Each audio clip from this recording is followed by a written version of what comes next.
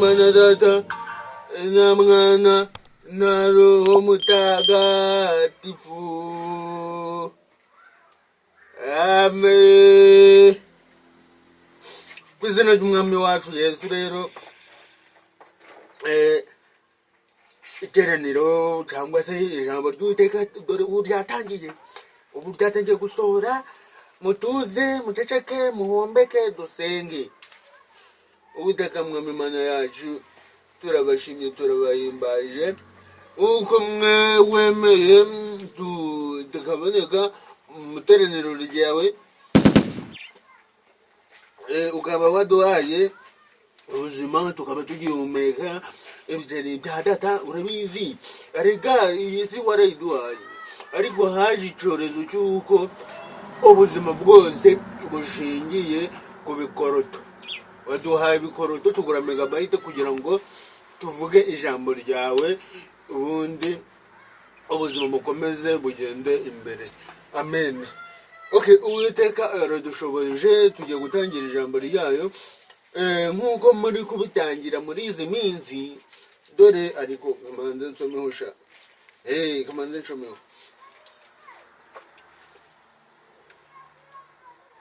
Abantu batazi n'isezerano turi mu isezerano rishya, ntabwo ari irya kera never. Turi mu isezerano rishya, turacyari muri Matayo. Ubu tugeze ku gice cya 4, umutwe w'amagambo aho tubwira iki. Umutwe w'amagambo uratubwira ngo Yesu ageragezwa na Satani. Umvise iyo tugeze, Yesu ageragezwa na Satani. Igice cya 4 muri Matayo umurongo wa 1 haravuga ngo amen. Kanda subscribe ubundi dukomeze. Yes. This is English. Abantu mutazi Ikinyarwanda. This is English. No, this is there of Matthew step 4. This is number 1. Yes, to continue. This is English. Yes. Igice cya mbere kiravuga ngo maze Yesu ajyanwa n'umwuka mu butayu kugeragezwa n'umwanzi. Amaze iminsi 40 n'amajoro 40 atarya abona usonza. Umushukanyi aramwegera aramubwira ati, niba uri umwami w'Imana, bwira aya mabuye ahinduke umutsima. Yesu asubiza umwanzi we ati, handitswe ngo umuntu ntatungwa n'umutsima gusa, ahubwo atungwa n'amagambo yose ava mu kanwa k'Imana. Igitego cya mbere kiba kirinjiye ati poca umutwe. Umwuka wera w'Imana niwe utunga umuntu mw'abantu. Nuko maze umwanzi amujyana ku murwa wera, amuhagarika ku gasongero k'urusengero, aramubwira ati, niba uri umwana w'Imana ijugunye hasi, kuko handitswe ngo izagutegekera abamarayika bayo bakuramire mu maboko yabo, ngo udakubita ikirenge ku ibuye. Yesu aramusubiza ati, kandi handitswe ngo ntukagerageze Uwiteka Imana yawe. Yes, haranditswe ngo ntukagerageze Uwiteka Imana yawe. Thank you. Umwanzi arongera amujyana mu mpinga y'imisozi miremire cyane, amwereka ubwami bwose bwo mu isi. Thank you. Amujyana ku mpinga y'imisozi muremure, amwereka ubwami bwose bwo mu isi n'ubwiza bwabwo. Aramubwira ati, biriya byose ndabiguha nupfuka mukandamya. Yesu aramubwira ati, genda Satani, kuko handitswe ngo uramye Uwiteka Imana yawe aba ariyo ukorera yonyine. Umwanzi aherako aramureka, maze haza abamarayika baramukorera. uri kumva Yesu ibitego bitatu byose abitsinda mu mitwe gusa ati handitswe ngo ntukarenge kuri iyi video utayikandiye subscribe na like udatanze n'igitekerezo korema.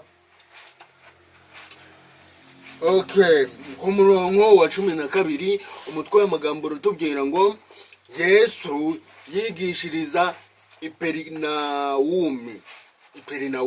Abantu muzi ibintu bya continue murahazi Iperinawumi. Yesu yigishiriza Iperinawumi. Yesu yumvishe ko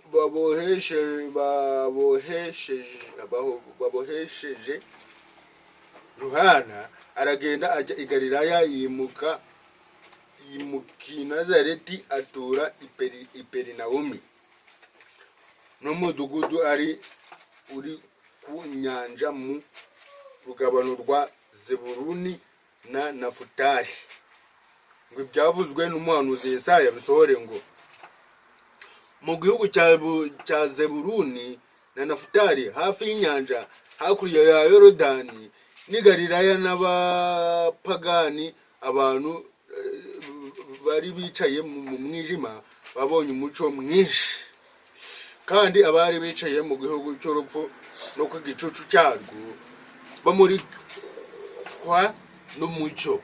Yes, ibyanditswe n'umuhanuzi Yesaya n'ibyavuzwe ngo bisohore ku bw'ayo magambo. Yesu ahera ubwo atangira kwigisha avuga ati mwihangane kuko ubwami bwo mu ijuru uri hafi. Agenda iruhande rw'inyanja y'i Galilaya abona abavandimwe babiri, Simoni witwaga Petero na Andereya mwene se, barobesha urucundura mu nyanja kuko bari abarobyi. Arababwira ati nimunkurikire nzabagira abarobyi b'abantu.